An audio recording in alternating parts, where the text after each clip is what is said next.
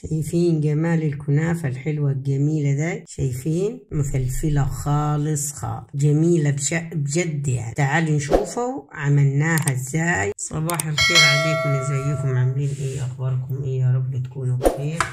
احنا النهاردة هنعمل مع بعض صينية كنافة زي ما انتوا شايفين كده. انا جايبة كيلو كنافة. هنعمل صينية.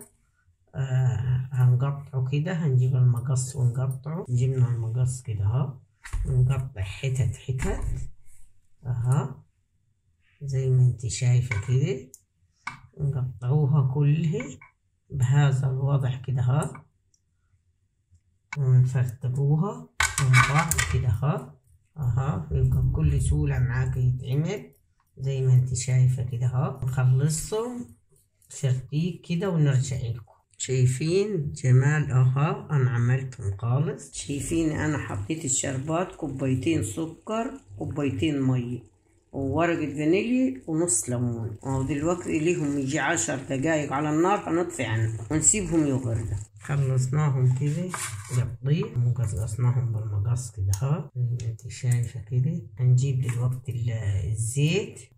دلوقتي هنحط الزيت، ما نحط الزيت ادينا شايفين. نرشرش عليهم بالزيت كده وندعكهم كويس. نقعد ندعكهم كده لغاية ما ايه، نشرب كل الزيت عشان تبقى مفلفلة معاك. يعني انا هناخد حوالي كوباية يعني زيت للكيلو. نخلصهم ونرجع نشوف نعمل ايه. احنا خلصناهم كده وغلفناهم خالص بالزيت زي ما انت شايفة كده اهو. دلوقتي هنجيب الصينية. في ناس بتحط له مكسرات، احنا مش بنحط اي حاجة غير الشربات.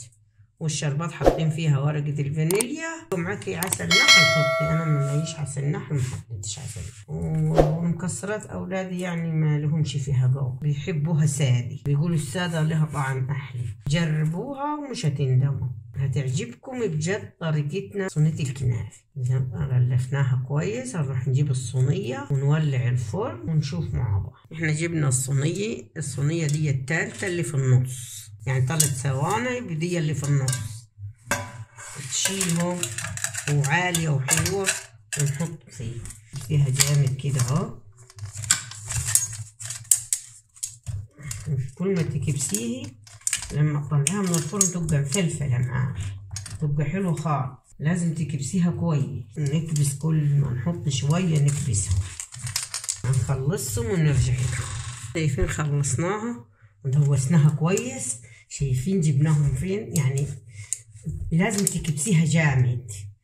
ليه؟ علشان لما تحط الشربات هتنفش تاني معاك. وانا ما حطلاش في قلبها سكر، ما احبش احط نسكرها يعني، عشان في ناس مش بتحب السكر الكتير.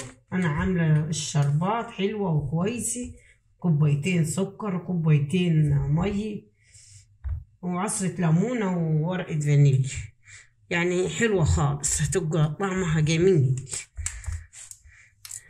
شايفة انا خلصتها كده دوستها كويس، ونروح نوديها في الفرن. شايفين جمالها، جمال اللون بتاعها فظيعة. ولما تيجي عشان تبقى حمرا من تحت تكش كده على الجوانب لما تطلعيها عشان تبقى ايه، حمرا من تحت. انا حملتها في الفرن بتاعت الخبيز، انا ما عملتهاش في فرن البوتاجاز. وهديت النار خالص وسيبت على النار هادي. بعد ما حمر الوش غطيتها بالصينية، وبعد كده سيبتها منها تستوي من تحت لمدة 5 دقايق تانيين عشان تبقى معاك مفلفلة وحلو. هنجيب الشربات ونسقيه. احنا جبنا الشربات وخليناه سقع خالص. حطينا مية ساقعة في حلة تانية أوسع منه، وسيبناها لغاية ما سقعت عشان ما نحطهاش سخنة تتعصب معاك. لو كانت سخنة ما تتعجن، لكن لازم الشربات تبقى ساقعة، تبقى كويسة ويعني يدوب دافية زي دمع العيد. ودي نخلوها تهوي شوية 5 دقايق كده، ولولا ما نحط عليه. خليك معاي دلوقتي نسقي الشربات. خليناها 5 دقايق علشان تهوي معانا، علشان ما تتعجنش معاك. جميلة خالص وريحتها حلوة وروعة. لو جربتوا طريقتي مش هتندموا.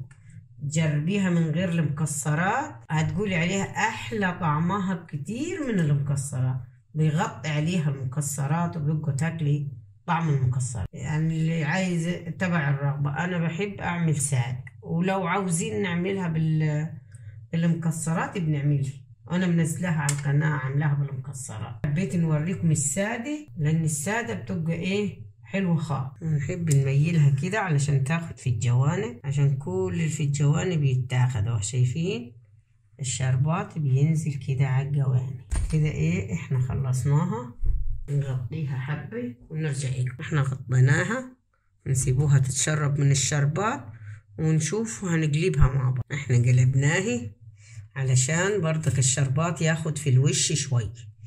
شايفين اللون بتاعها من تحت جميلة خالص خالص.